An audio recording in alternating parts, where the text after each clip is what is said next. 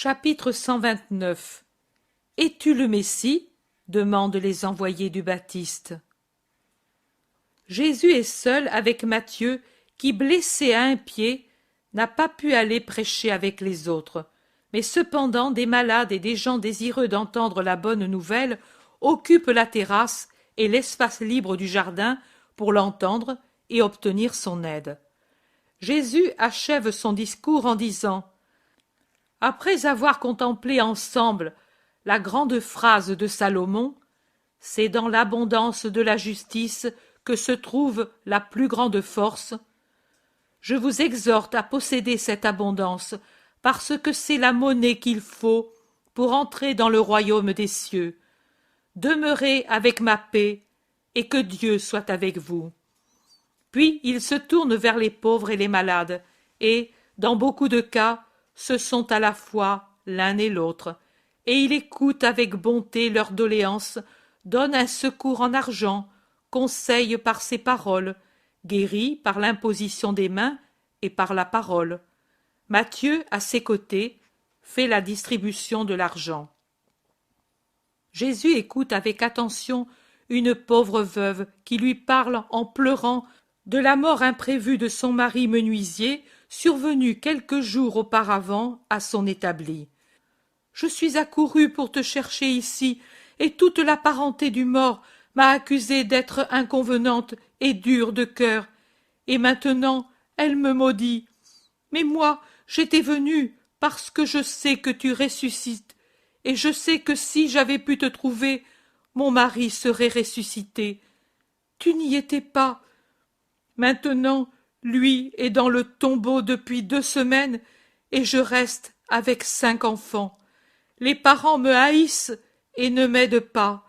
J'ai des oliviers et des vignes, pas beaucoup, mais ils me donneraient du pain pour l'hiver, si je pouvais les garder jusqu'à la récolte. Mais je n'ai pas d'argent, car l'homme, depuis quelque temps, n'était pas en bonne santé. Il travaillait peu, et pour se soutenir, mangeait et ne buvait que trop. Il disait que le vin lui faisait du bien. Au contraire, il a fait le double mal de le tuer et de dissiper les économies déjà réduites par son peu de travail. Il allait finir un char et un coffre et avait mis en chantier 2 lits, des étagères et des tables. Mais maintenant, rien n'est fini, et mon garçon n'a pas encore 8 ans. Je vais perdre l'argent. Je devrais vendre l'outillage, le bois. Le char et le coffre, je ne peux même pas les vendre comme tels, bien qu'ils soient presque terminés. Et je devrais les céder comme bois de chauffage. Et l'argent ne suffira pas, car moi, ma mère âgée et malade, et 5 enfants, nous sommes 7 personnes. Je vendrai le vignoble et les oliviers. Mais tu sais comme est le monde, il étrangle ceux qui sont dans le besoin. Dis-moi, que dois-je faire? Je voulais garder l'établi et les outils pour le fils qui connaît déjà quelque chose du bois. Je voulais garder la terre pour vivre et pour doter mes filles. Il est en train d'écouter tout cela quand un remue-ménage parmi les gens l'avertit qu'il y a quelque chose de nouveau. Il se retourne pour voir et voit 3 hommes qui se fraient un chemin à travers la foule. Il se tourne de nouveau pour parler à la veuve. « Où habites-tu » ? « À Corosaïne, près du chemin qui mène à la fontaine chaude. Une maison basse, entre 2 figuiers. » « C'est bien. Je viendrai finir le char et le coffre, et tu les vendras à ceux qui les ont commandés.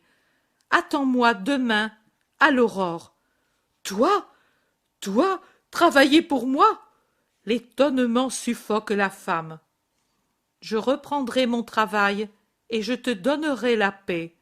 En même temps, aux gens sans cœur de Corosaïne, je donnerai une leçon de charité. » « Oh oui, sans cœur, s'il y avait eu encore le vieil Isaac, il ne m'aurait pas laissé mourir de faim, mais lui est retourné vers Abraham. » « Ne pleure pas, va-t'en tranquille. Voilà ce dont tu as besoin pour aujourd'hui. Demain, moi je viendrai. Va en paix. » La femme se prosterne pour baiser ses vêtements et s'en va plus tranquille. « Maître 3 fois saint, puis-je te saluer ?» demande l'un des 3 hommes qui sont survenus et qui se sont arrêtés respectueusement derrière Jésus en attendant qu'il congédie la femme, et qui ont donc entendu la promesse de Jésus. Et cet homme qui salue, c'est Manahan. Jésus se tourne et dit avec un sourire, « Paix à toi, Manahan, tu t'es donc souvenu de moi ?»« Toujours, maître, et j'avais décidé de venir te trouver chez Lazare ou au jardin des Oliviers pour être avec toi. Mais avant la Pâque, le Baptiste a été pris. Il a été repris par trahison, et moi je craignais qu'en l'absence d'Hérode venu à Jérusalem pour la Pâque, Hérodiade ne commandât de tuer le saint. Elle n'a pas voulu aller à Sion pour les fêtes, disant qu'elle était malade. Malade, oui, de haine et de luxure. Je suis allé à Macéronte pour surveiller et retenir la femme perfide qui serait capable de tuer de sa main. Et elle ne le fait pas par crainte de perdre la faveur d'Hérode qui, par peur ou par conviction, défend Jean en se limitant à le garder en prison. En ce moment, Hérodiade a fui la chaleur accablante de Macéronte pour aller dans un château qui lui appartient, et je suis venu avec mes amis et disciples de Jean. Il les a envoyés pour t'interroger, et je me suis uni à eux. Les gens, entendant parler d'Hérode et comprenant quel est celui qui en parle, s'empressent avec curiosité autour du groupe de Jésus et des 3. « Que vouliez-vous me demander ?» demande Jésus après les échanges de salutations avec les 2 austères personnages. « Parle, Manahan, toi qui sais tout, et lui es plus attaché, dit l'un des 2. « Voici, maître, tu dois être indulgent si par trop d'amour les disciples arrivent à se méfier de celui qu'ils croient opposé à leur maître ou désireux de le supplanter. C'est ce que font les tiens et de même ceux de Jean. C'est une jalousie compréhensible qui montre tout l'amour des disciples pour leur maître. Quant à moi, je suis impartial, et eux qui sont avec moi peuvent le dire, car je te connais et je connais Jean, et je vous aime avec justice, au point que, t'aimant toi pour ce que tu es, j'ai préféré faire le sacrifice de rester près de Jean parce que je le vénère lui aussi pour ce qu'il est, et actuellement parce qu'il est plus en danger que toi. Maintenant, à cause de cet amour qu'attisent par leur rancœur les pharisiens, eux sont arrivés à douter que tu es le Messie, et ils l'ont avoué à Jean, croyant lui faire plaisir en lui disant « Pour nous, c'est toi qui es le Messie. Il ne peut y avoir quelqu'un de plus saint que toi. » Jean a commencé par leur faire des reproches en les appelant blasphémateurs, et puis, après les reproches, avec plus de douceur, il leur a expliqué tout ce qui te désigne comme le vrai Messie. Enfin, voyant qu'ils n'étaient pas encore persuadés, il a pris 2 d'entre eux, ceux-ci, et leur a dit « Allez le trouver, et dites-lui en mon nom, es-tu celui qui doit venir, ou devons-nous en attendre un autre ?» Il n'a pas envoyé les disciples autrefois bergers, car eux croient, et il n'aurait servi à rien de les envoyer. Mais il a choisi parmi ceux qui doutent pour qu'ils t'approchent, et que leurs paroles dissipent les doutes de ceux qui sont comme eux. Je les ai accompagnés pour pouvoir te voir. J'ai parlé. Toi, maintenant, apaise leurs doutes. Mais ne nous crois pas hostile, maître. Les paroles de Manahan pourraient te le faire penser. Nous connaissons depuis des années le Baptiste, et nous l'avons toujours vu saint, pénitent, inspiré. Toi, nous ne te connaissons que par les paroles d'autrui, et tu sais ce qu'est la parole des hommes. Elle crée et détruit renommée et louange par le contraste entre ceux qui exaltent et ceux qui dénigrent, comme un nuage se forme et se dissipe par l'effet de 2 vents contraires. Je sais, je lis dans votre esprit, et vos yeux lisent la vérité dans ce qui vous entoure, de même que vos oreilles ont entendu mon entretien avec la veuve. Cela suffirait pour vous persuader. Mais je vous dis, observez ce qui m'entoure. Ici, il n'y a pas de riches ni de jouisseurs, il n'y a pas de personnes scandaleuses, mais des pauvres, des malades, des Israélites honnêtes qui veulent connaître la parole de Dieu, et rien d'autre.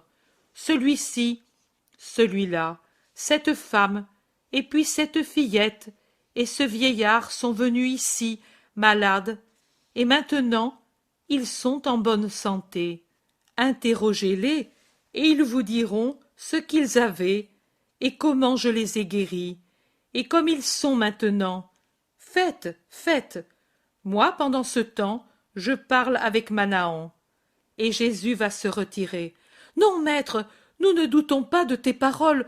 Donne-nous seulement une réponse à apporter à Jean pour qu'il voie que nous sommes venus et pour qu'il puisse se baser sur elle pour persuader nos compagnons. Allez rapporter ceci à Jean. Les sourds entendent. Cette fillette était sourde et muette. Les muets parlent. Et cet homme était muet de naissance. Les aveugles voient. Homme, viens ici. Dis-leur ce que tu avais, dit Jésus en prenant un miraculé par le bras. Celui-ci dit, je suis maçon, et il m'est tombé sur la figure un seau plein de chaux vive. Elle m'a brûlé les yeux. Depuis 4 ans, j'étais dans les ténèbres. Le Messie a humecté mes yeux desséchés avec sa salive, et ils sont redevenus plus frais que quand j'avais 20 ans. Qu'il en soit béni. Jésus reprend. Et avec les aveugles, les sourds, les muets guéris, se redressent les boiteux et courent les estropiés. Voilà ce vieillard qui était tout à l'heure déformé et qui maintenant est droit comme un palmier du désert et agile comme une gazelle. Se guérissent les maladies les plus graves. Toi, femme, qu'avais-tu? Un mal au sein pour avoir trop donné de lait à des bouches voraces, et le mal, avec le sein, me rongeait la vie. Maintenant, regardez, et elle entr'ouvre son vêtement, montrant son sein intact, et elle ajoute, ce n'était qu'une plaie, et ma tunique encore couverte de pus le montre. Maintenant je m'en vais à la maison mettre un vêtement propre. Je suis forte et heureuse, alors que seulement hier j'étais mourante, amenée ici par des gens charitables, et si malheureuse, à cause des enfants qui allaient être sans mère. Louange éternelle au Sauveur. Vous entendez? Et vous pouvez interroger le chef de la synagogue de cette ville sur la résurrection de sa fille, et en allant à Jéricho, passez par Naïm. Informez-vous au sujet du jeune homme ressuscité en présence de toute la ville, et au moment où on allait le mettre au tombeau. Vous pourrez ainsi rapporter que les morts ressuscitent, que beaucoup de lépreux sont guéris. Vous pouvez le savoir dans de nombreuses localités d'Israël, mais si vous voulez aller à Sicaminon, cherchez-en parmi les disciples, et vous en trouverez plusieurs. Dites donc à Jean que les lépreux sont purifiés, et dites, puisque vous le voyez, que la bonne nouvelle est annoncée aux pauvres. Et bienheureux celui qui ne sera pas scandalisé à mon sujet. Dites cela à Jean, et dites-lui que je le bénis avec tout mon amour. Merci, maître. Bénis-nous aussi avant notre départ. Vous ne pouvez partir par cette chaleur. Soyez donc mes hôtes jusqu'au soir. Vous vivrez pendant un jour la vie de ce maître qui n'est pas Jean, mais que Jean aime parce qu'il sait qui il est. Venez à la maison, il y fait frais, et je vous restaurerai. Adieu, mes auditeurs. La paix soit avec vous. Et après avoir congédié les foules, il rentre à la maison avec les 3 hôtes. Je ne sais pas ce qu'ils disent pendant ces heures de chaleur étouffante. Ce que je vois maintenant, ce sont les préparatifs du départ des 2 disciples pour Jéricho. Il semble que Manahan reste, car on n'a pas amené son cheval avec les 2 ânes robustes devant l'ouverture du mur de la cour. Les 2 envoyés de Jean, après plusieurs inclinations au maître et à Manahan, montent en selle et se retournent encore pour regarder et saluer jusqu'à ce qu'un détour de la route les dérobe à la vue.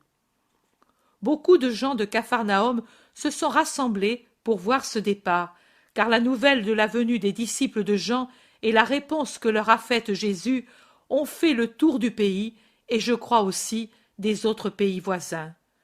Je vois des personnes de Bethsaïda et de Corosaïne qui se sont présentées aux envoyés de Jean en demandant de ces nouvelles et en lui envoyant leurs salutations. Ce sont peut-être d'anciens disciples du Baptiste qui restent maintenant en groupe avec des gens de Capharnaüm pour commenter. Jésus, avec à son côté Manahan, va rentrer dans la maison en parlant. Mais les gens se pressent autour de lui, curieux d'observer le frère de lait d'Hérode et ses manières pleines de respect pour Jésus, et ils désirent parler avec le maître. Il y a aussi Jaïr, le chef de synagogue, mais grâce à Dieu, il n'y a pas de pharisiens. C'est justement Jaïr qui dit « Jean sera content. Non seulement tu lui as envoyé une réponse exhaustive, mais aussi en les retenant, tu as pu les instruire et leur montrer un miracle. » Et puis, quel miracle, dit un homme. J'avais amené exprès ma fillette aujourd'hui pour qu'il la voie. Elle n'a jamais été aussi bien, et pour elle, c'est une joie de venir trouver le maître. Vous avez entendu, hein, sa réponse? Je ne me souviens pas de ce que c'est que la mort, mais je me souviens qu'un ange m'a appelé en me faisant passer à travers une lumière de plus en plus vive au bout de laquelle était Jésus. Et comme je l'ai vu alors avec mon esprit qui revenait en moi, je ne le vois plus maintenant. Vous et moi, en ce moment, nous voyons l'homme, mais mon esprit a vu le Dieu renfermé dans l'homme. Et comme elle est devenue bonne depuis lors, elle l'était bonne, mais maintenant c'est vraiment un ange. Ah, pour moi, que tous disent ce qu'ils veulent, il n'y a de saint que toi. Quelqu'un de Bethsaïda dit « Mais Jean aussi est saint. » Oui, mais il est trop sévère. Il ne l'est pas davantage pour les autres que pour lui-même. Mais il ne fait pas de miracle, et l'on dit qu'il jeûne pour être comme un mage. Et pourtant il est saint. La discussion s'étend dans la foule. Jésus lève la main et l'étend avec le geste habituel qu'il a quand il réclame le silence et l'attention parce qu'il veut parler. Le silence se fait tout de suite. Jésus dit « Jean est saint et grand. Ne regardez pas ses manières de faire, ni l'absence de miracles. En vérité, je vous le dis, c'est un grand du royaume de Dieu. C'est là qu'il apparaîtra dans toute sa grandeur. » Plusieurs se lamentent de ce qu'il était et est sévère jusqu'à paraître dur. En vérité, je vous dis que lui a fait un travail de géant pour préparer les voies du Seigneur. Et celui qui travaille ainsi n'a pas de temps à perdre en mollesse. Ne disait-il pas, lui, quand il était le long du Jourdain, les paroles où Isaïe l'annonce, lui et le Messie? Toute vallée sera comblée, toute montagne sera abaissée, les voies tortueuses seront redressées, et les voies raboteuses aplanies. Et cela pour préparer les voies au Sauveur et Roi. Mais en vérité, il a fait, lui, plus que tout Israël pour me préparer la route. Et qui doit abattre les montagnes et combler les vallées, redresser les chemins et rendre douces les montées pénibles, ne peut que travailler avec rudesse. C'est qu'il était le précurseur, et il ne me devançait que de quelques lunes, et il fallait que tout soit fait avant que le soleil soit haut sur le jour de la rédemption. Ce jour est arrivé, le soleil monte pour resplendir sur Sion, et de là sur tout le monde. Jean a préparé la route comme il le devait. Qu'êtes-vous allé voir dans le désert? Un roseau que le vent courbe dans toutes les directions? Mais qu'êtes-vous allé voir? Un homme vêtu souplement? Mais ces gens habitent les maisons des rois, enveloppés de vêtements souples et servis avec respect par 1000 serviteurs et courtisans eux aussi d'un pauvre homme. Ici, il y en a un. Demandez-lui s'il n'a pas de dégoût pour la vie de cour et de l'admiration pour le rocher solitaire et rugueux sur lequel en vain se rue la foudre et la grêle, et sur lequel luttent les vents imbéciles pour l'arracher alors qu'il reste solide, avec l'élan de toutes ses parties vers le ciel, avec sa pointe qui d'en haut prêche la joie, tant elle est élancée, pointue comme une flamme qui s'élève. Voilà ce qu'est Jean. C'est ainsi que le voit Manahan, car il a compris la vérité de la vie et de la mort, et il voit la grandeur là où elle se trouve, même si elle se cache sous des apparences sauvages. Et vous, qu'avez-vous vu en Jean quand vous êtes allé le voir? Un prophète? Un saint?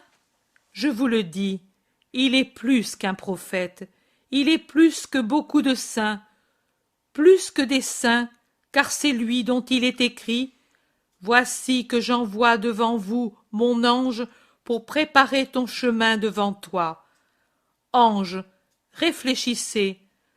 Vous savez que les anges sont de purs esprits créés par Dieu à sa ressemblance spirituelle, servant de lien entre l'homme, perfection de la création visible et matérielle, et Dieu, perfection du ciel et de la terre, créateur du royaume spirituel et du règne animal.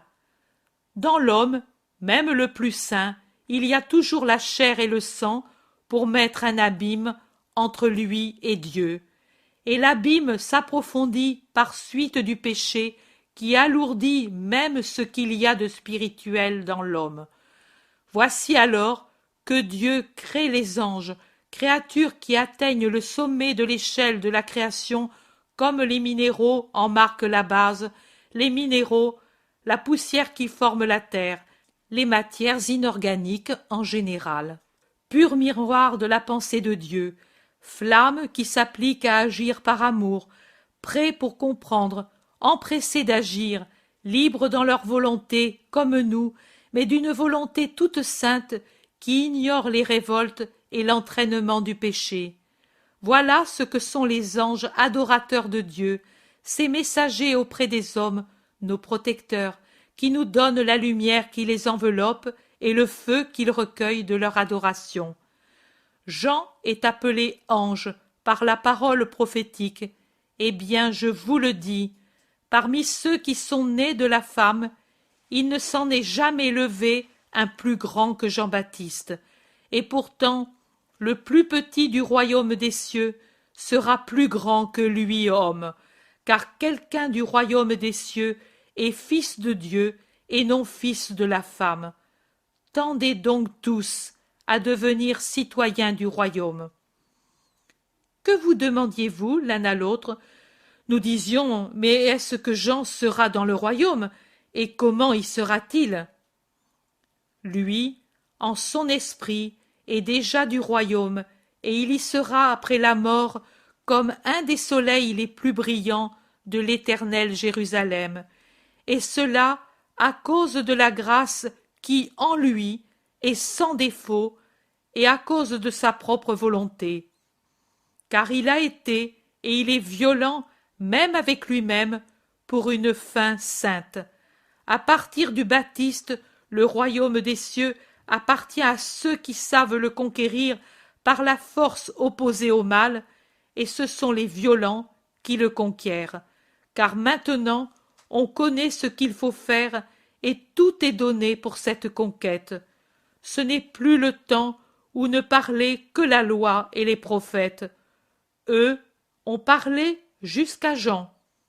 Maintenant, C'est la parole de Dieu qui parle, et elle ne cache pas un iota de ce qu'il faut savoir pour cette conquête. Si vous croyez en moi, vous devez donc voir Jean comme l'Élie qui doit venir. Qu'entende qui a des oreilles pour entendre. Mais à qui comparerai-je cette génération? Elle est semblable à celle que décrivent ces garçons qui, assis sur la place, crient à leurs compagnons: « Nous avons joué, et vous n'avez pas dansé. Nous avons entonné des lamentations, et vous n'avez pas pleuré. » De fait est venu Jean, qui ne mange ni ne boit, et cette génération dit: « Il peut agir ainsi, car il a le démon qui l'aide. » Le Fils de l'homme est venu, qui mange et boit, et ils disent: « C'est un gros mangeur et un buveur, ami de publicains et de pécheurs. » Ainsi, la sagesse voit ses fils lui rendre justice. En vérité, je vous le dis, que seuls les tout-petits savent reconnaître la vérité, parce qu'il n'y a pas de malice en eux. « Tu as bien parlé, maître, » dit le chef de la synagogue. « Voilà pourquoi ma fille, encore sans malice, te voit telle que nous n'arrivons pas à te voir. Et pourtant, cette ville et celle voisine voient déborder sur elle ta puissance, ta sagesse et ta bonté. Et je dois le reconnaître, elles ne progressent qu'en méchanceté à ton égard. Elles ne se repentent pas, et le bien que tu leur donnes produit une fermentation de haine envers toi. »« Comment parles-tu, Jaïr? Tu nous calomnies. Nous sommes ici parce que fidèles au Christ, » dit quelqu'un de Bethsaïda. « Oui, nous. Mais combien sommes-nous? Moins de 100 sur 3 villes qui devraient être aux pieds de Jésus. Parmi ceux qui manquent, et je parle des hommes, la moitié est hostile, un quart indifférent, l'autre je veux penser qu'il ne peut pas venir. N'est-ce pas une faute aux yeux de Dieu? Et est-ce qu'il ne punira pas toute cette rancœur et cet entêtement dans le mal? Parle, toi, maître, qui sait? Si tu te tais, c'est à cause de ta bonté, mais pas parce que tu ignores. Tu es généreux, et on prend cela pour de l'ignorance et de la faiblesse. Parle donc, et que ta parole puisse secouer au moins les indifférents, puisque les méchants ne se convertissent pas, mais deviennent toujours plus méchants. Oui, c'est une faute, et elle sera punie, car le don de Dieu ne doit jamais être méprisé, ni servir à faire du mal. Malheur à toi, Corosaïne, malheur à toi, Bethsaïda, vous qui faites un mauvais usage des dons de Dieu. Si à Tyr et à Sidon il y avait eu les miracles produits parmi vous déjà depuis longtemps, vêtus de cilice et couverts de cendres, ses habitants auraient fait pénitence et seraient venus à moi. Aussi je vous dis que pour Tyr et Sidon, on usera d'une plus grande clémence que pour vous le jour du jugement. Et toi, Capharnaüm, tu crois que seulement pour m'avoir donné l'hospitalité, tu seras exalté jusqu'au ciel?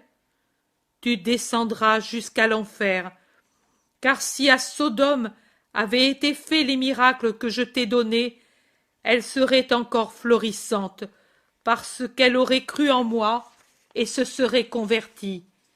Aussi, il y aura plus de clémence pour Sodome au jour du jugement dernier, parce qu'elle n'a pas connu le Sauveur, et sa parole, et par conséquent sa faute est moins grande, que pour toi qui as connu le Messie, et entendu sa parole, et ne t'es pas converti. Cependant, puisque Dieu est juste pour ceux de Capharnaüm, de Bethsaïda et de Corosaïne qui ont cru et se sanctifient en obéissant à ma parole, on usera d'une grande miséricorde, car il n'est pas juste que les justes soient englobés dans la ruine des pécheurs. Pour ce qui concerne ta fille, Jaïr, et la tienne, Simon, et ton enfant, Zacharie, et tes petits-enfants, Benjamin, je vous dis que, qui sont sans malice, voient déjà Dieu. Et vous, voyez comme leur foi est pure et travaille en eux, unie à la sagesse céleste et au désir de charité que les adultes ne possèdent pas.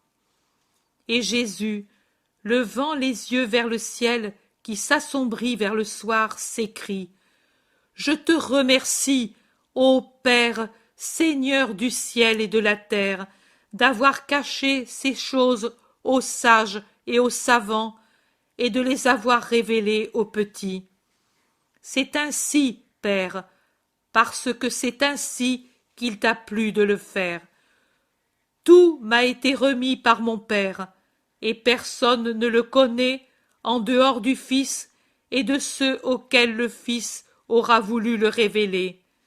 Et moi, je l'ai révélé aux petits, aux humbles, aux purs, car Dieu se communique à eux, et la vérité descend comme une semence sur les terres libres, et sur elles le Père fait pleuvoir ses lumières pour qu'elles s'enracinent et produisent une plante. En vérité, le Père prépare ses esprits de ceux qui sont petits par l'âge ou par leur volonté, pour qu'ils connaissent la vérité et que j'ai la joie de leur foi. Chapitre 130. Jésus travaille comme menuisier pour une veuve à Corosaïne. Jésus travaille activement dans un atelier de menuisier. Il est en train de finir une roue. Un enfant, grêle et triste, l'aide en lui apportant une chose ou l'autre. Manahan, témoin inutile mais admirateur, est assis sur un banc près du mur. Jésus a quitté son beau vêtement de lin et en a revêtu un foncé qui, n'étant pas le sien, lui arrive à mi-jambe. Un habit de travail, propre, mais ravaudé, peut-être celui du menuisier mort. Jésus encourage l'enfant par des sourires et des bonnes paroles, lui apprenant ce qu'il faut faire pour amener la colle au point juste pour faire briller les parois du coffre. « Tu as vite fait de le finir, maître, » dit Manahan en se levant et en passant le doigt sur les moulures du coffre terminé que l'enfant fait briller avec un liquide. Il était presque fini. « Je voudrais la voir, ce travail que tu as fait, mais est déjà venu l'acheteur qui semble avoir des droits. Tu l'as déçu, il espérait pouvoir prendre tout pour compenser le peu de deniers qu'il avait avancé. Au lieu de cela, il prend ses objets et c'est tout. Si c'était au moins quelqu'un qui croit en toi, ils auraient une valeur infinie pour lui. Mais tu as entendu ? Laisse-le faire.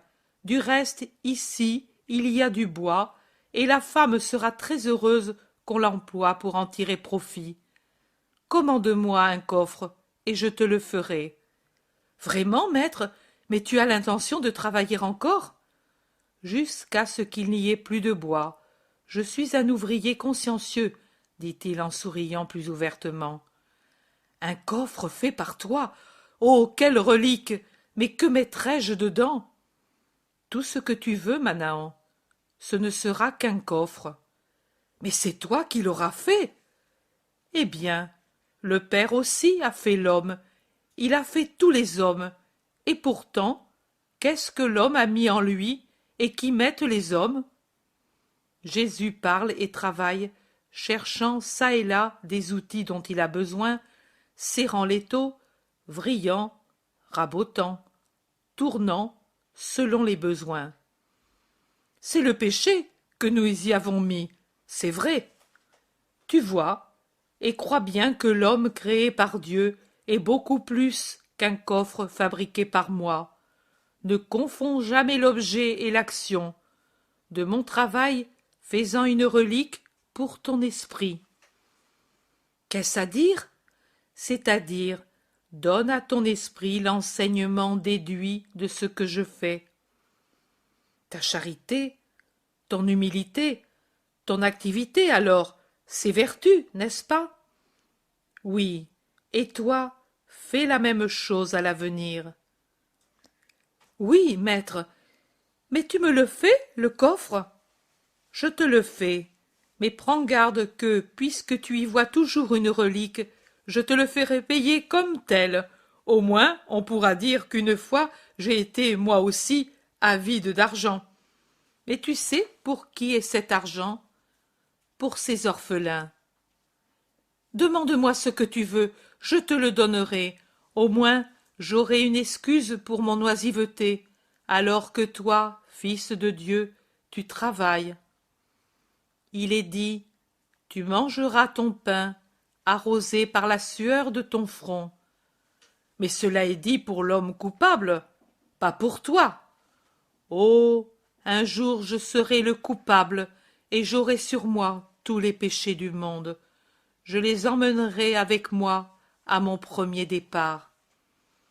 Et crois-tu que le monde ne péchera plus?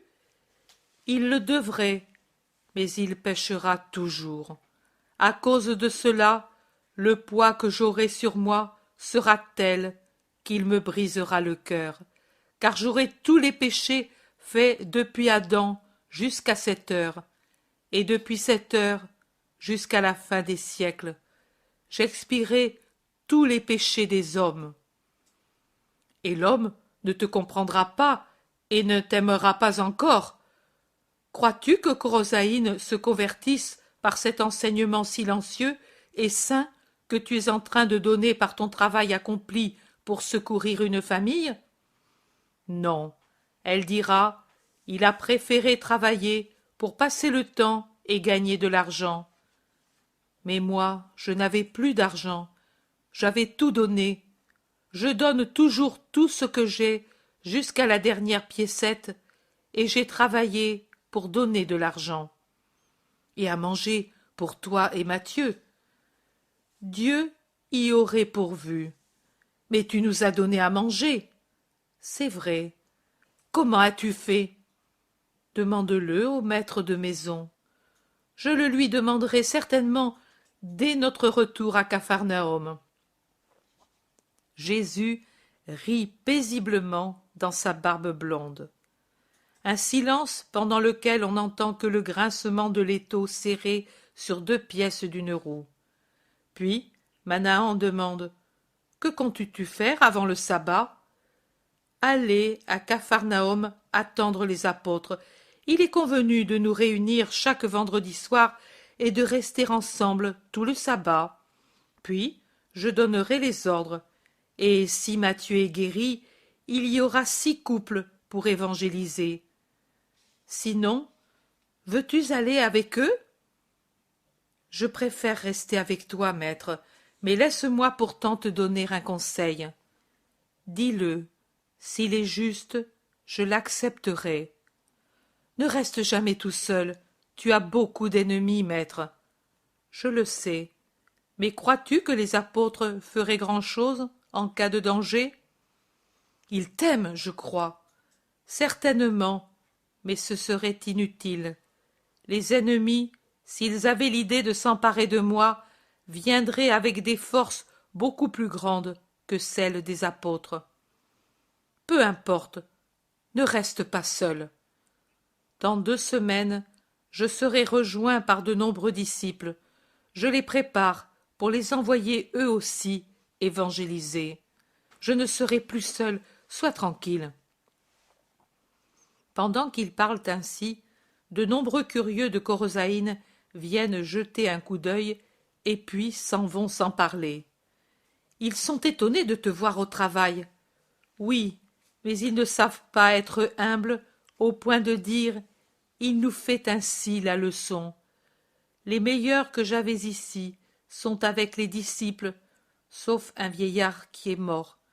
Peu importe, la leçon est toujours une leçon.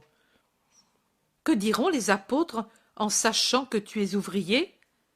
Ils sont 11, car Matthieu s'est déjà prononcé. Il y aura 11 avis différents, et pour la plupart opposés, mais cela me servira pour les instruire.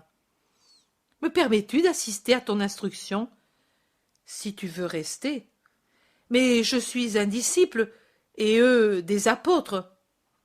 Ce qui fera du bien aux apôtres sera utile aussi aux disciples. Eux se trouveront gênés d'être rappelés à la justice en ma présence. Ce sera utile pour leur humilité. Reste, reste, Manahan, je te garde volontiers avec moi. Et moi je reste volontiers. La veuve se présente et dit « Le repas est prêt, maître, mais tu travailles trop. » « Je gagne mon pain, femme, et puis, voici un autre client. Il veut un coffre lui aussi. Et puis, il paie bien. La place du bois restera vide, dit Jésus en enlevant un tablier déchiré qu'il avait devant lui et en sortant de la pièce pour se laver à une bassine que la femme lui a apportée dans le jardin. Et elle, avec un de ces sourires indécis qui affleurent après une longue période de pleurs, dit « Vide l'emplacement du bois, la maison pleine de ta présence et le cœur plein de paix. Je n'ai plus peur du lendemain, maître, et toi, n'aie pas peur que nous puissions t'oublier. » Ils entrent dans la cuisine et la vision prend fin. Chapitre 131. L'amour est le secret et le commandement de la gloire. Jésus, accompagné de Manahan, sort de la maison de la veuve en disant « Paix à toi et aux tiens. Après le sabbat, nous nous retrouverons. Adieu, petit Joseph. Demain, repose-toi et joue. Après, tu m'aideras encore. Pourquoi pleures-tu? J'ai peur que tu ne reviennes plus.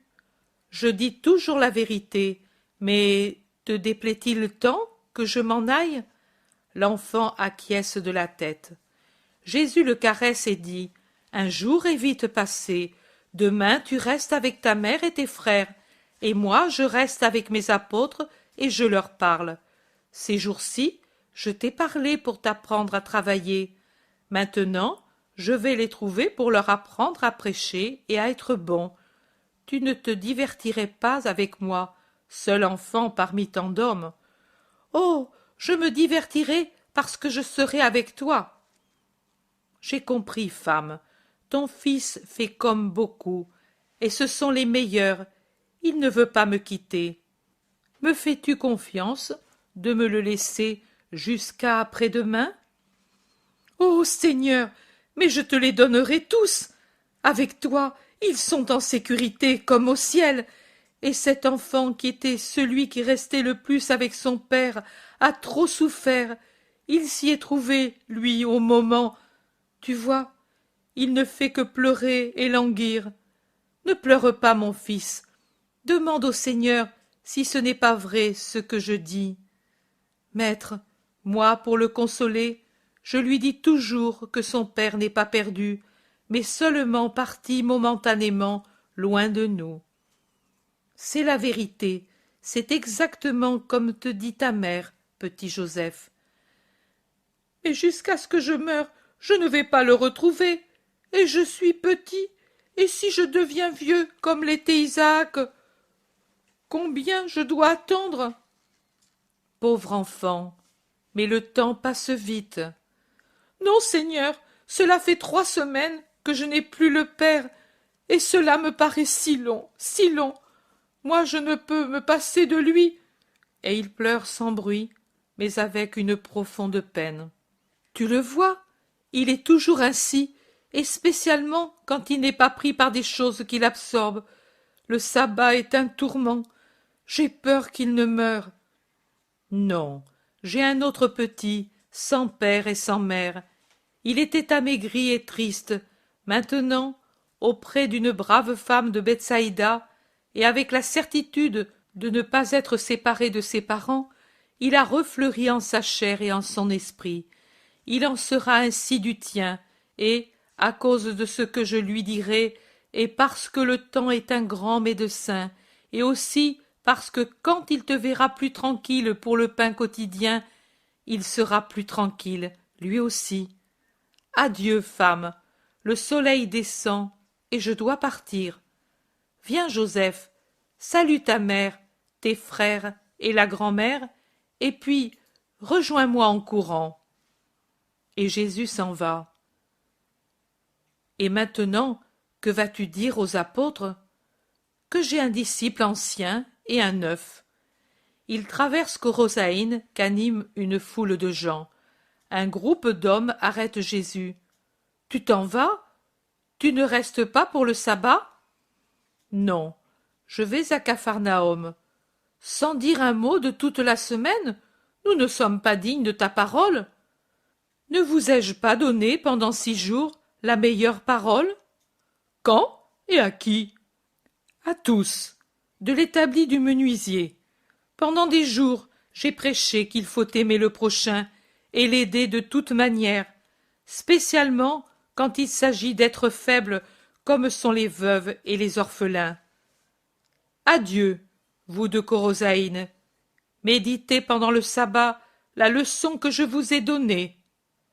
Et Jésus se remet en route, laissant les citadins interdits. Mais l'enfant qui rejoint Jésus en courant réveille leur curiosité et ils disent à Jésus que de nouveau ils arrêtent. « Tu emmènes le garçon de la veuve? Pourquoi ?» Pour lui apprendre à croire que Dieu est Père et qu'en Dieu il trouvera aussi le Père perdu, et aussi pour qu'il y ait quelqu'un qui croit ici à la place du vieil Isaac. Avec tes disciples, il y en a 3 de Korosaïn. Avec les miens, pas ici. Celui-là sera ici. Adieu. Et tenant l'enfant entre lui et Manahan, il se dirige rapidement à travers la campagne vers Capharnaüm, tout en parlant avec Manahan. Ils rejoignent Capharnaüm, où les apôtres sont déjà arrivés. Assis sur la terrasse, à l'ombre de la tonnelle, autour de Matthieu, ils racontent ce qu'ils ont fait à leur compagnon qui n'est pas encore guéri. Ils se retournent au léger bruit des sandales sur l'escalier et ils voient la tête blonde de Jésus qui émerge graduellement du muret de la terrasse. Ils courent vers lui qui sourit et restent pétrifiés en voyant que derrière Jésus il y a un pauvre enfant. Manahan monte aussi, magnifique en son vêtement de lin blanc que fait ressortir davantage la beauté de sa ceinture précieuse, son manteau rouge flamme de lin teint, si brillant qu'il paraît être en soie, à peine fixé aux épaules pour lui faire en arrière une sorte de traîne, son couvre-chef de byssos que tient un fin diadème d'or, une lame burinée qui coupe en son milieu son large front en lui donnant en quelque sorte un air de roi d'Égypte. Sa présence arrête une avalanche de questions que les yeux pourtant expriment clairement.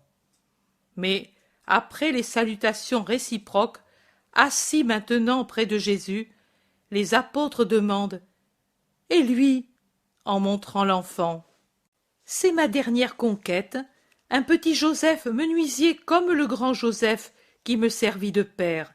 Il m'est donc très cher, comme je lui suis très cher. N'est-ce pas, enfant? Viens ici, que je te fasse connaître mes amis dont tu as entendu parler. Celui-ci, c'est Simon-Pierre, l'homme le meilleur pour les enfants qui existent. Et celui-ci, c'est Jean, un grand enfant qui te parlera de Dieu même en jouant. Et cet autre, c'est Jacques, son frère sérieux et bon comme un frère aîné. Celui-là, c'est André, frère de Simon-Pierre. Tu t'entendras tout de suite bien avec lui, car il est doux comme un agneau. Et puis, voilà Simon le Zélote. Il aime tant les enfants sans père qu'il ferait, je crois, le tour de la terre pour les chercher, s'il n'était pas avec moi. Puis, voilà Judas de Simon, et avec lui Philippe de Bethsaïda et Nathanaël. Vois-tu comme ils te regardent? Ils ont des enfants, eux aussi, et ils aiment les enfants. Et ces 2, ce sont mes frères, Jacques et Jude. Ils aiment tout ce que j'aime, et donc ils t'aimeront. Maintenant, allons trouver Matthieu, qui a mal aux pieds, et pourtant n'a pas de rancœur pour les enfants qui, en jouant étourdiment, l'ont atteint avec un caillou pointu. N'est-ce pas, Matthieu? Oh non, maître. C'est le fils de la veuve? Oui, il est très brave, mais il est resté très triste. Oh, le pauvre enfant! Je ferai appeler Jacquot, et tu joueras avec lui. Et Matthieu le caresse en l'attirant par la main près de lui. Jésus termine la présentation avec Thomas qui, en homme pratique, la complète en offrant au petit une grappe de raisin qu'il détache de la tonnelle. Maintenant, vous êtes amis, conclut Jésus en s'asseyant de nouveau pendant que l'enfant mange son raisin en répondant à Matthieu qui le garde près de lui. Mais où as-tu été tout seul pendant toute la semaine? À Corosaïne, Simon de Jonas. Cela, je le sais, mais qu'y as-tu fait? Tu es allé chez Isaac? Isaac, l'adulte, est mort. Et alors? Matthieu ne te l'a pas dit? Non, il a dit seulement que tu étais à Corosaïne depuis le lendemain de notre départ. Matthieu est plus brave que toi, lui sait se taire, et toi tu ne sais pas freiner ta curiosité. Pas la mienne, celle de tout le monde. Eh bien, je suis allé à Corosaïne pour prêcher la charité en actes. La charité en actes? Que veux-tu dire? Demandent plusieurs. À Corosaïne, il y a une veuve avec 5 enfants et une vieille malade. L'homme est mort subitement près de son établi, laissant derrière lui la misère et des travaux inachevés. Corosaïne n'a pas su trouver un brin de pitié pour cette famille malheureuse. Je suis allé achever les travaux et il se produit un vacarme. C'est à qui demande, à qui proteste, à qui gourmande Matthieu de l'avoir permis, à qui admire, à qui critique, et d'ailleurs ceux qui critiquent ou protestent sont la majorité. Jésus laisse l'orage se calmer comme il s'est formé, et dit pour toute réponse: Et je vais y retourner après-demain, et je ferai ainsi jusqu'à ce que j'ai fini. Et je veux espérer que vous au moins comprendrez. Corosaïne est un noyau compact et qui est dépourvu de germes. Que vous soyez, vous, au moins, des noyaux qui ont un germe. Toi, enfant, donne-moi la noix que Simon t'a donnée, et écoute-moi, toi aussi. Vous voyez cette noix? Et je la prends parce que je n'ai pas d'autre noyau sous la main, mais pour comprendre la parabole. Pensez au noyau des pignons ou des palmiers, aux plus durs, à ceux des olives par exemple. Ce sont des étuis fermés, sans fente, très durs, d'un bois compact. Ils semblent des écrins magiques que seule la violence peut ouvrir, et pourtant, s'il arrive qu'on en mette un en terre, même simplement à terre, et qu'un passant l'enfonce en passant dessus, juste assez pour qu'il s'enfonce dans le sol, qu'arrive-t-il? Que le coffre s'ouvre et produit des racines et des feuilles. Comment y arrive-t-il par lui-même? Nous devons frapper fort avec le marteau pour y réussir, et au contraire, le noyau s'ouvre tout seul. Cette semence est donc magique? Non, elle a, à l'intérieur, une pulpe. Oh, une chose faible comparée à la dure coque. Et pourtant, elle nourrit une chose encore plus petite, le germe, et c'est lui qui fait levier, qui force, ouvre et donne une plante avec des racines et des feuilles. Essayez de mettre en terre des noyaux, et puis attendez. Vous verrez que certains lèvent, d'autres pas. Sortez ceux qui n'ont pas poussé, ouvrez-les avec le marteau, et vous verrez que ce sont des semences vides. Ce n'est donc pas l'humidité du sol ou la chaleur qui font ouvrir le noyau, mais c'est la pulpe, et plutôt l'âme de la pulpe, le germe, qui, en se gonflant, fait office de levier et ouvre. C'est la parabole, mais appliquons-la à nous. Qu'ai-je fait qu'il ne fallait pas faire? Nous nous sommes donc encore si peu compris pour ne pas comprendre que l'hypocrisie est un péché et que la parole n'est que du vent si l'action ne vient pas lui donner sa force. Que vous ai-je toujours dit, moi? Aimez-vous les uns les autres, L'amour est le commandement et le secret de la gloire. Et moi qui prêche, devrais-je être sans charité? Vous donnez l'exemple d'un maître menteur? Non, jamais. Ô mes amis, notre corps est le dur noyau. Dans ce dur noyau est renfermée la pulpe, l'âme. En elle se trouve le germe que j'y ai déposé. Il est fait d'éléments multiples, mais le principal, c'est la charité. C'est elle qui fait office de levier pour ouvrir le noyau et libérer l'esprit des contraintes de la matière en l'unissant à Dieu qui est charité. On ne fait pas seulement la charité avec des paroles ou de l'argent, on fait la charité avec la seule charité, et que cela ne vous paraisse pas un jeu de mots. Moi, je n'avais pas d'argent, et les paroles ne suffisaient pas pour ce cas. Ici, il y avait 7 personnes au bord de la faim et de l'angoisse. Le désespoir avançait ses griffes noires pour saisir et noyer. Le monde s'éloignait, dur et égoïste, devant ce malheur. Le monde ne semblait pas avoir compris les paroles du Maître. Le Maître a évangélisé par le moyen des œuvres. J'avais la capacité et la liberté de le faire, et j'avais le devoir d'aimer pour tout le monde ces petits que le monde laisse sans amour. C'est tout cela que j'ai fait. Pouvez-vous encore me critiquer?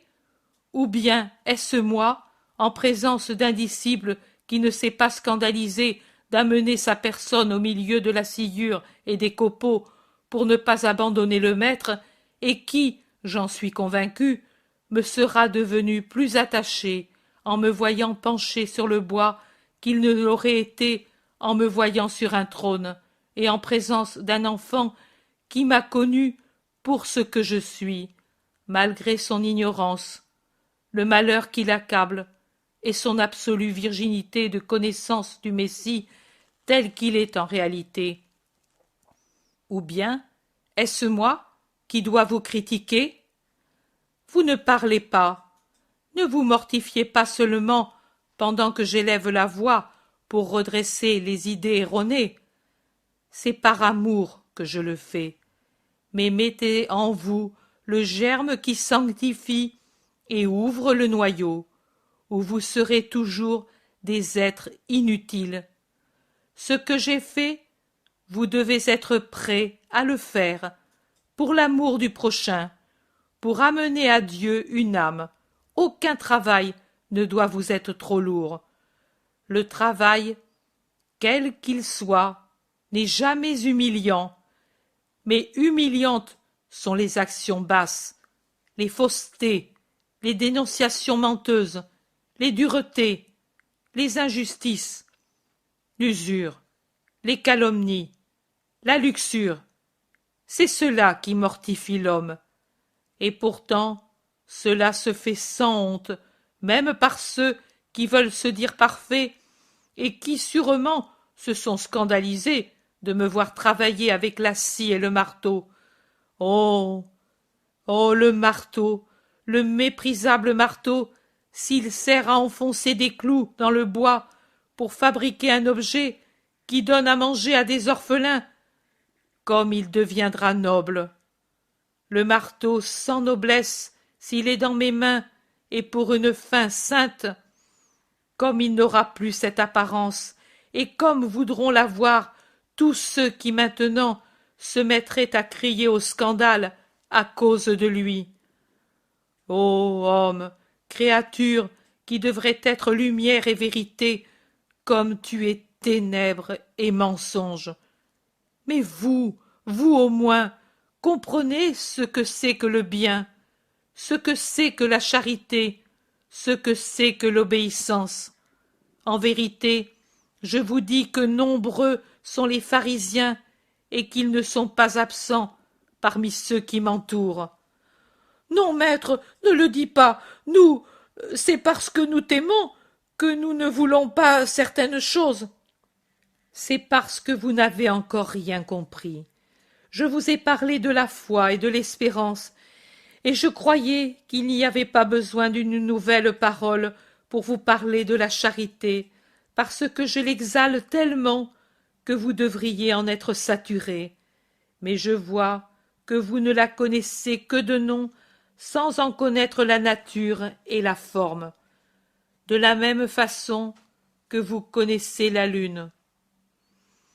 Vous rappelez-vous le jour où je vous ai dit que l'espérance est comme le bras transversal du doux joug qui soutient la foi et la charité, et qu'elle est le gibet de l'humanité et le trône du salut? Oui, vous n'avez pas compris le sens de mes paroles.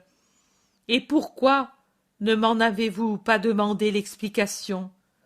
Moi, je vous la donne, c'est un joug, car elle oblige l'homme à rabaisser son sot orgueil sous le poids des vérités éternelles, et c'est le gibet de cet orgueil. L'homme qui espère en Dieu, son Seigneur, humilie nécessairement son orgueil qui voudrait se proclamer Dieu, et il reconnaît que lui n'est rien, et que Dieu est tout, que lui ne peut rien, et que Dieu peut tout, que lui, homme et poussière, qui passe, et que Dieu est une éternité qui élève la poussière à un degré supérieur en lui donnant une récompense d'éternité. L'homme se cloue à sa croix sainte pour rejoindre la vie, et s'il s'y trouve cloué par les flammes de la foi, de la charité, mais il est élevé vers le ciel par l'espérance qui est entre elles deux. Mais retenez cet enseignement. Si la charité fait défaut, le trône est sans lumière, et le corps décloué d'un côté s'incline vers la fange, parce qu'il ne voit plus le ciel. Il annule ainsi les effets salutaires de l'espérance et finit par rendre stérile la foi elle-même, parce que, détaché de deux des trois vertus théologales, on tombe en langueur et dans un froid mortel. Ne repoussez pas Dieu, même dans les choses les plus petites, et c'est repousser Dieu que de refuser une aide au prochain à cause d'un orgueil païen. Ma doctrine est un joug qui fait plier l'humanité coupable, et c'est un maillet qui brise la rude écorce pour en libérer l'esprit. C'est un joug et un maillet, oui, mais pourtant qui l'accepte ne sent pas la lassitude que donnent les autres doctrines humaines et toutes les autres choses humaines.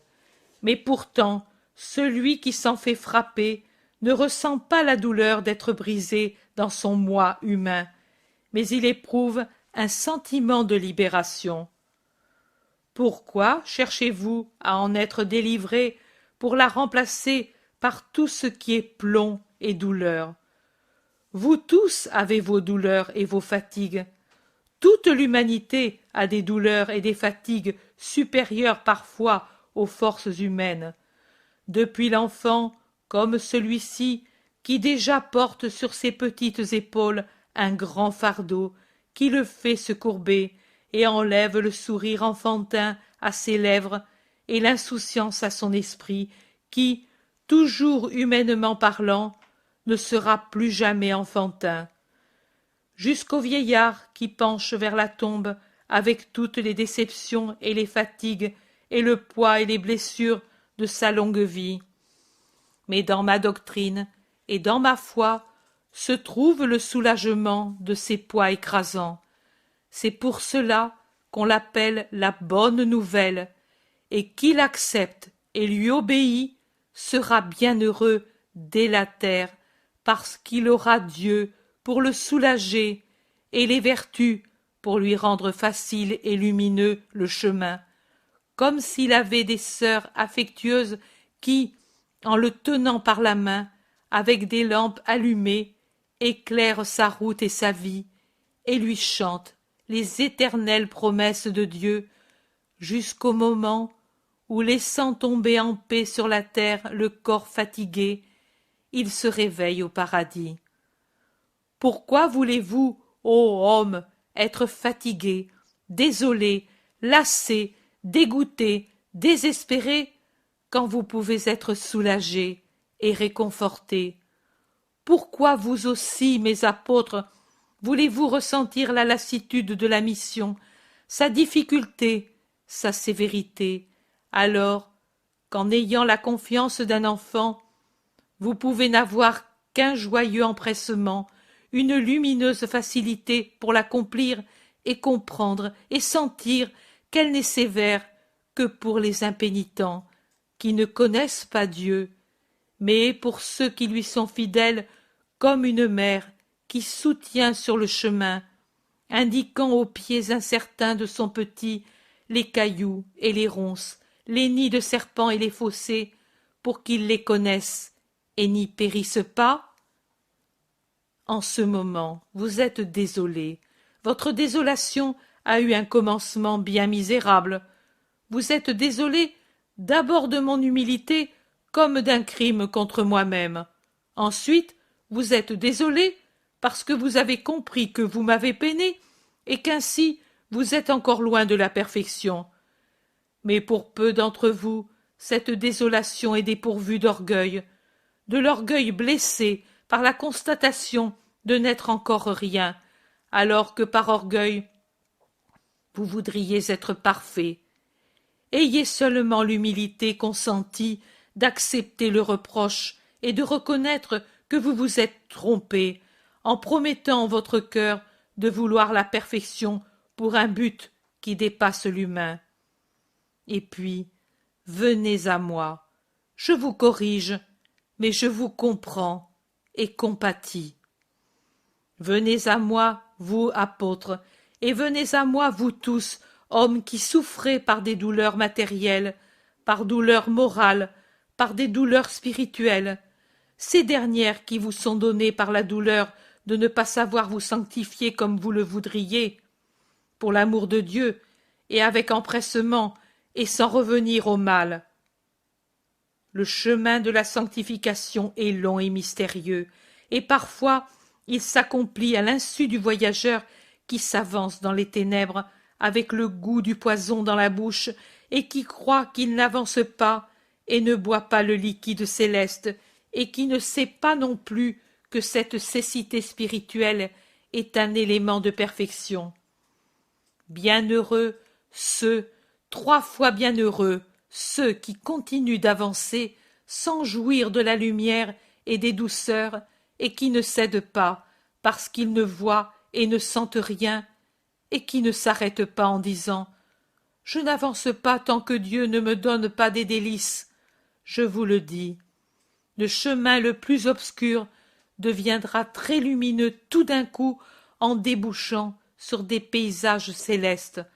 Le poison, après avoir enlevé tout goût pour les choses humaines, se changera en douceur de paradis pour ces courageux qui diront étonnés « Comment cela? Pourquoi pour moi une telle douceur et une telle joie? » C'est parce qu'ils auront persévéré, et Dieu les fera exulter dès cette terre de ce qu'il y a au ciel.